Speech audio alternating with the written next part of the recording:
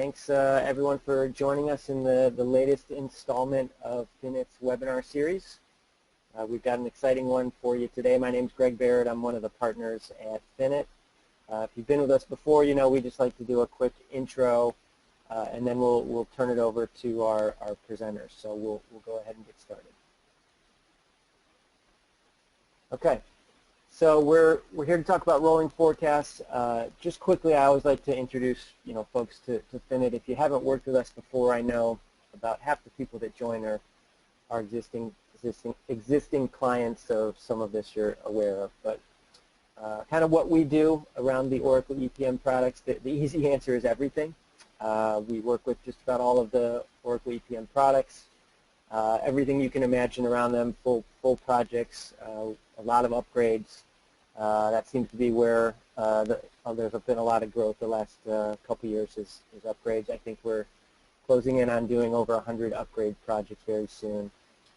We also have a dedicated support group that's a little bit different. Instead of forcing clients to sign up for a monthly fixed fee, we do a pay-as-you-go option, which most of our clients are very happy with. That way, if you just need a quick answer, it's not something we're charging you for. If you just need an hour or two of help, that's all you're being charged for. You're not doing any sunk cost into a block of hours that you may never use. So a neat service. Reach out to us if you'd like to hear more about it. Okay, why are we here? I mean, the short answer is that we love working with these products. Finit's been around for over 13 years.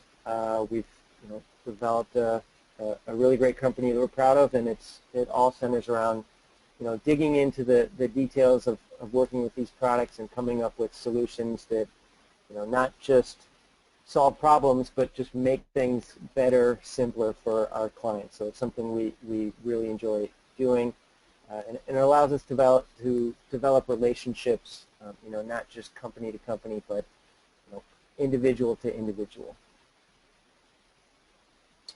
We always like to talk a little bit about ourselves as a company. We're very proud of the fact that we are privately owned. We've never had any debt as a company. We do not win business and then subcontract it out, so our clients are always working with full-time Finit employees. And then we also tackle the inherent conflict of interest when it comes to consulting. So if you're not aware, I mean, most consultants charge on an hourly rate, as do we, but most consultants get a bonus based on the number of hours charged. So if you're a consultant and you're going to get a bonus if you charge in so many hours, you're probably going to figure out a way to bill in that amount of hours, and it's probably not always going to be at the benefit of your client. So for us, what we do is we base bonus on client satisfaction. So we ask our clients to provide feedback during and after the project based on our values. So how much are we impacting our clients? Is the service we provide, is that what's expected? The solutions we provide, are we exceeding your expectations? Are we improving as individuals? So we ask you to tell us how we're doing, and that's how our teams actually get their bonus. So a lot of times what happens indirectly is we are much more efficient, so we can come in under budget on projects. So it's been a great model that has worked very well for us over the years. All of that allows us to say this important statement: we've never failed a project. We just recently hit our 250th client, so a pretty neat milestone that we're excited about. And you can see the number at the bottom right, 500 projects. It's well over 500 at this point. That's probably what we're most proud of, is it means we get asked back to do project after project. So we're developing a relationship with clients. They think we do good work, and we continue to help them. So very exciting for us to be able to talk about that.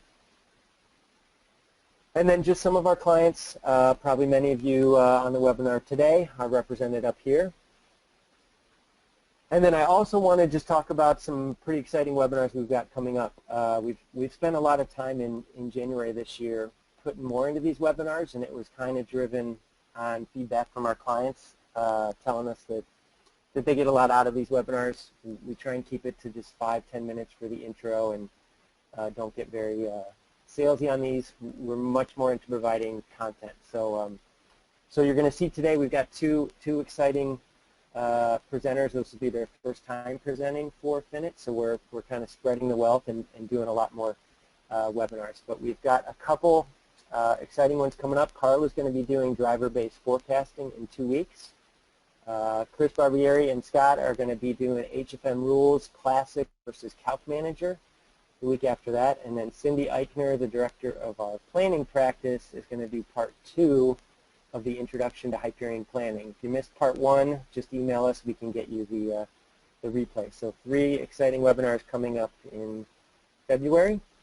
And with that, we can get down to business, and I will turn it over to our 2 presenters who, judging by their pictures, are outdoorsmen.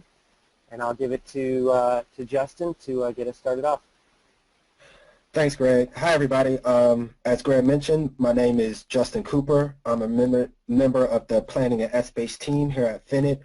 I have about 8 years, maybe a little over 8 years of Hyperion planning and S-Base experience, about 9 years with financial reports, and 2 years as a HFM and FDM admin. Cool thing about me is this picture is taken at my very first marathon that I completed. That's Niagara Falls in the background. The marathon started in Buffalo, New York, and it ended in Niagara Falls, Canada. So that's what that's a picture of. Now to my co-presenter, Bryan. Thanks, Justin. Hey, everybody. My name is Bryan Hogan. I'm a member of the Planning and S-Base team as well here at Finit. I have about 21 years of functional experience as I owned and managed the FP&A process for a number of companies in a variety of industries, and I have several years of experience also working with S-Base planning and enterprise as a user, but I've also got several years of experience as an administrator and a developer as well.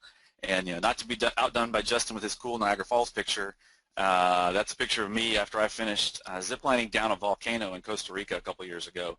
My wife and I like to travel a lot, and we always mix in something dangerous for some reason, like ziplining or swimming with stingrays or scuba diving or snorkeling or something. So maybe that helps disprove the notion that all finance guys are all conservative and risk averse. So, okay, so let's take a quick look at what we will be talking about today. We're going to introduce the concept of rolling forecasts and talk about them at a high level.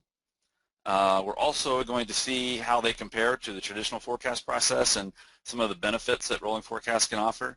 And then Justin's going to take us through some ways rolling forecasts can be addressed within Hyperion planning. And then we'll wrap up and get you guys on your way. So let's get started. What is a rolling forecast? So it's a more fluid approach to planning, as it creates a continuous cycle of reviewing and analyzing and forecasting potential business results. And a big benefit is that rolling forecasts avoid that year-end wall that a lot of traditional planning processes face. Companies can get very focused on what they can do to make that year-end number and don't really look ahead beyond that December 31st deadline. And because you are looking into those future periods beyond the end of the current year, projections aren't typically bound to any specific target or any predetermined expectations. So when you properly implement and execute the rolling forecast process, it actually allows for a more strategic discussion around what is driving or impacting the business, and not just those tactical decisions that are made to hit a number. And I know continuous planning can sound a little scary, but I would say most people are probably already doing it in some way, shape, or form anyway, because you're always constantly reviewing your financial results. You're always thinking ahead to what can be done to correct those issues or continuing a positive trend. So you probably are doing it, just not in a formalized process. So what are some key components of a rolling forecast? A rolling forecast is it's just more focused and really only considers the key drivers versus looking at a full detailed list of assumptions that are typically used during a traditional budgeting process. Really, the business should reach consensus on what key drivers of the business are and then incorporate those into the rolling forecast process. The drivers should be reviewed periodically for their effectiveness and then make any adjustments as needed. The process that has to be, well, it has to be flexible. There is some regimented processes you should follow, and that is, they should be analyzed on a regular and predetermined basis as prescribed by the business model and industry demands, but you need to make sure that the frequency and that they're consistently used to get the best results. So there's some, like I said, there's you do want to have some structure around that. Obviously, examples of key drivers, pretty obvious. Every business has their own, but units if you're in a production environment, commodity pricing. Also, you can consider external impacts, whether it be seasonality or even weather in some cases. So a lot of key drivers. There's a ton of them, and every business has their own set to review. So you just have to pick the ones that are most appropriate to your business. What if scenarios are used in a lot of the different forecast methodologies, but are very useful in rolling forecasts as well.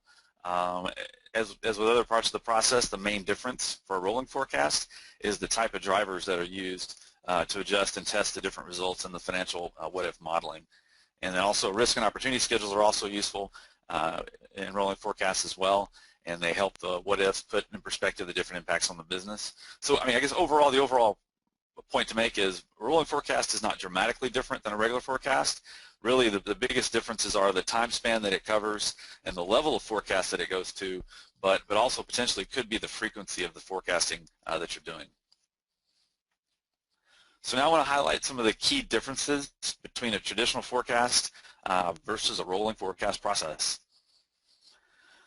So here I've outlined sort of an example of what a planning calendar would look like to compare traditional versus rolling forecasts. As you can see with the traditional Q1 forecast, which some companies call that the P3 plus 9, where you've got 3 periods of actual and 9 periods of forecast, all the efforts from a forecast perspective are focused on that December 31st date. And the same is true even for the Q3 forecast, the P9 plus 3. Again, that December 31st is your goal.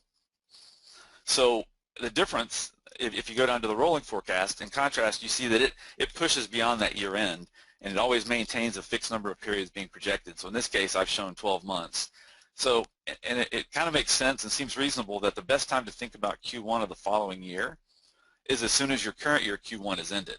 So anything that occurred, like any weather impacts, if you had a sales curve, commodity that you faced, or if there's a defined seasonality to your business, you can now make those assumptions about the next year's Q1, and you haven't lost the insight while it's still fresh on your mind, versus in a traditional process, you'd wait till mid-year, for example, when your budget process kicks off to try to incorporate that and build your Q1 of next year.